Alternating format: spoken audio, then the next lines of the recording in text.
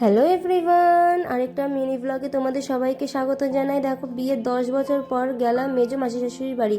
সে যেহেতু বাড়ি থাকতো না বলে আমরা ঘুরতেও যেতে পারতাম না তার বাড়িতে। কিচ্ছু কিনে দিবি না, মুটি না মাসি দিবি না। হ্যাঁ দিবি না কিন্তু না, ইনফেকশন হয়ে যাবে। শুধু চিপসই নেবে না, সব কিছু নেবে। হ্যাঁ তাই তো? সব চিপস কুরকুরে লেস। ওইটা চিপসের মতন জিনিস নেবে। তুমি বলবি না। মনা আর মনার দিদি দুইজনে মিলে কিন্তু বাড়ি আসার পর ভীষণ খেলাধুলা করছিল। ওরা একসাথে হলে খুব খেলাধুলা করে, আমরাও একটু বকাঝকা দিয়ে নিচ্ছিলাম যেহেতু ওরা প্রচণ্ড পরিমাণে কুরকুরে লেস খায়।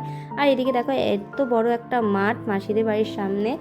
মনার বাবা বলছিল এই মাঠে নাকি ওরা ছোটোবেলায় প্রচুর খেলাধুলা করেছে। আর মাসি দেখো আমাদেরকে সবাইকে খেতে দিয়ে নিচ্ছিল, মনাদেরকে আগে দিয়েছিল, তারপর আমরা খাওয়া দাওয়া করে নিচ্ছিলাম।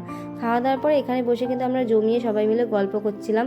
আমার মাস্তুতো ননদ ওইটা, কিন্তু আমরা মাস্তুতো ননদভাবে সেইভাবে দেখি না। আমার সবগুলো ননদই মানে আমার নিজের ননদের মতনই দেখি।